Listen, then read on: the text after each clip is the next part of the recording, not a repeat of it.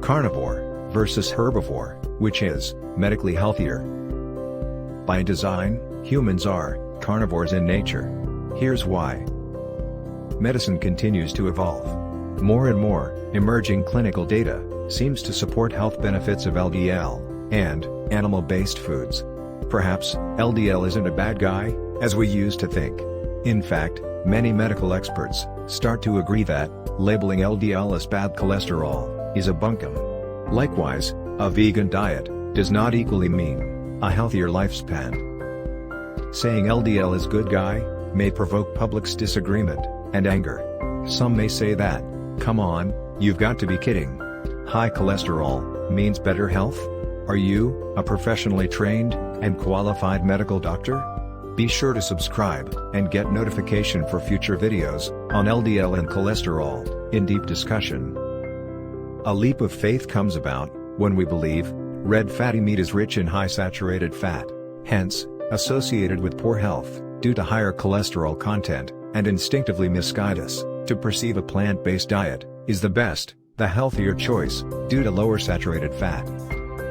If you're still convinced that eating meat is worse in health than eating plants, then let's look into the scientific data in detail. Perhaps this medically unfounded message comes from propaganda, with big corporations behind delivering inaccurate info for their benefits in terms of revenue. Historically, data seems to suggest carnivore may not necessarily be bad and unhealthy. There is not enough supporting research to suggest a whole food animal-based diet is worse than a whole food plant diet for health. On the other hand, there are studies out there that do appear to support health benefits of a whole food plant diet, but comparing against carbohydrates-rich processed diets. One may ask, what on earth is a whole food diet? It literally means foods without refined or processed carbs. The meta-analysis seems to demonstrate that lower mortality is associated with a whole food animal-based diet. Certainly, I've seen a vegan who cites living a healthy vegetarian diet, yet being hit by cancer diagnosis, yet those carnivores with minimal carbs are living healthy lives. Remember, the nutritional value of red meat on pizza, bread, or noodles, or with soft drinks, is completely different from that whole food red meat from the well-cooked healthy pork, chicken, or steak.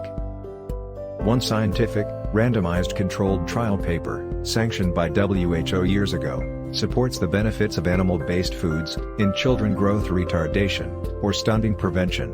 A practice of vegan diet, for whatever reasons, be it personal belief, religious purpose, or poverty, is at high risk of nutritional deficiency and pathological stunting. Red meat, dairy, and eggs are essential foods for healthy child growth and development, in particular, the brain. In adults, nutrients from meat are also equally important for brain health maintenance and other life-supporting, essential biological processes. Do you know, nearly 2/3 of the human brain is fat, and the brain health, in terms of growth, especially children, and maintenance, require omega-3 in the form of DHA, which is only available in animal products, with the exception of water-living algae consumed by fishes. For those who are confused, DHA is a building block for the brain. Though some plants, such as flax seeds, do have omega-3, but they are poor in bioavailability, much like plant-based iron. In essence, there is no such thing as a vegan diet. Plants come from soil, they draw all nutrients from soil in which they are grown. Plants do not exist without dead animals, a source of fossil fuel. All vegetables come from dead animal bodies, decomposed in topsoil, as part of the life cycle, or food chain cycle. Without fertilized land, crops won't thrive well, and be productive. The fact is that more animals are killed by plant-based agriculture than by animal-based agriculture. Vegan diet is at risk of B12 deficiency. One cannot have, by definition, a nutritionally complete vegan diet without supplementation like oral vitamins. Those vegetarians who are permitted to take some animal foods, like eggs, have reduced risk of severe nutritional deficiency. The worst health adverse effects come from vegan diets without supplementation, in the background of high carbs intake, like bread, rice, noodles, and non-plain water drink. A typical vegan diet is generally rich in refined carbs, added during the production line. Just get down to the nearby vegetarian stalls, and check it out.